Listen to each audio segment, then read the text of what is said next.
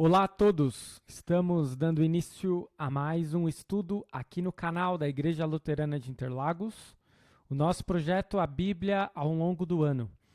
Hoje, dia 16 de outubro, vamos ao seguinte tema: Introdução às Epístolas Gerais.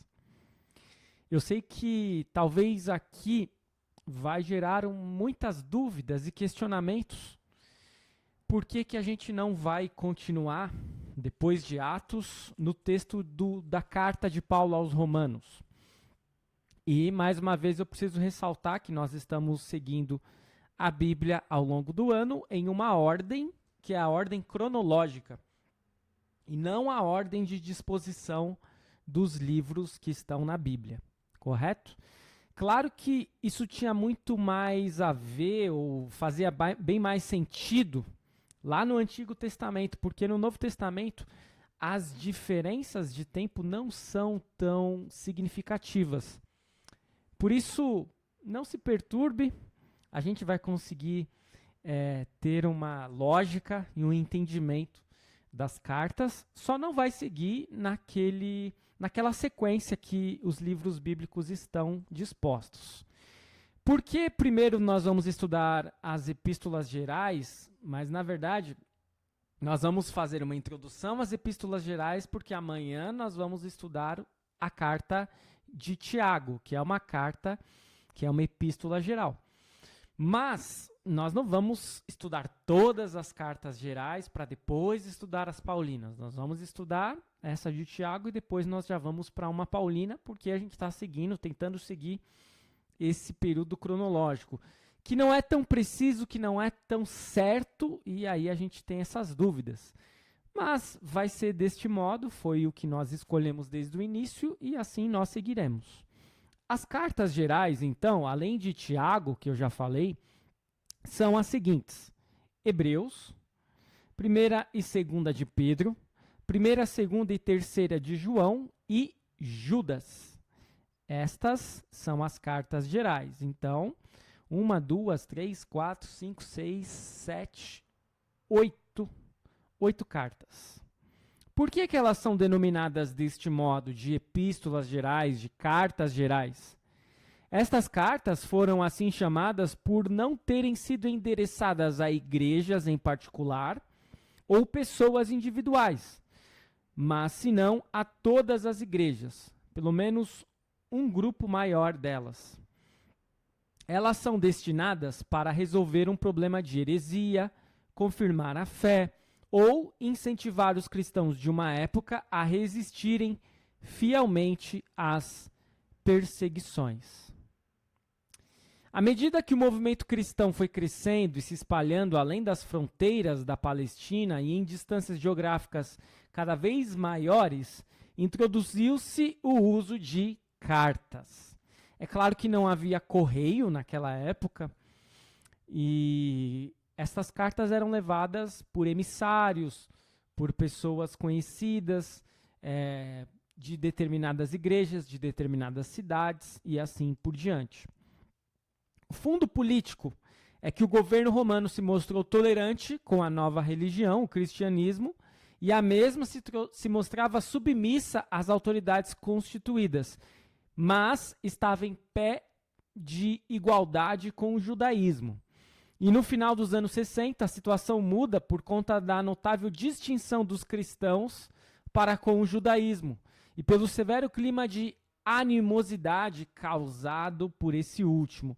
Nós vimos isso lá no livro de Atos, né? Como que volta e meia eram os judeus que ficavam com raiva, irados contra os cristãos e tentavam levá-los até os romanos para que eles fossem presos, açoitados e até executados.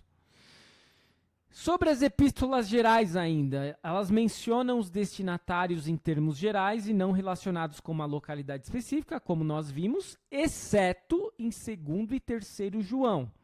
Então vai haver aí essa pequena diferença. A maioria das epístolas gerais usa o nome do autor como título, e o tema geral é tratar de problemas que a igreja enfrentava em seu crescimento e expansão. As cartas que abordam o tema do ensino falso são as seguintes: segunda de Pedro, Judas, primeira e segunda de João. Eu sempre falo assim no modo feminino, né? Chamo as cartas segunda de Pedro, talvez algumas pessoas estranhem, mas que eu me refiro à segunda carta de Pedro, segunda epístola de Pedro. Enquanto que Hebreus, Tiago, primeira de Pedro e terceira de João trazem ânimo para os cristãos que sofriam assédio e perseguição. Então, esse é uma breve introdução às epístolas gerais, ou às cartas gerais, como queiram, né? E é importante a gente ter trazido aí essas rápidas pinceladas, essas rápidas reflexões acerca das epístolas gerais. Se você tiver dúvida, se você tiver comentários, pode fazê-lo aí, não apenas no vídeo do YouTube, como também enviar para mim no privado. Sempre ficarei feliz com o retorno de vocês, com a pergunta, com o comentário. Vocês podem também continuar curtindo, compartilhando, e assim vocês ajudam muito o nosso canal a se fortalecer e este projeto a se fortalecer. Espero que este vídeo tenha sido de proveito para você.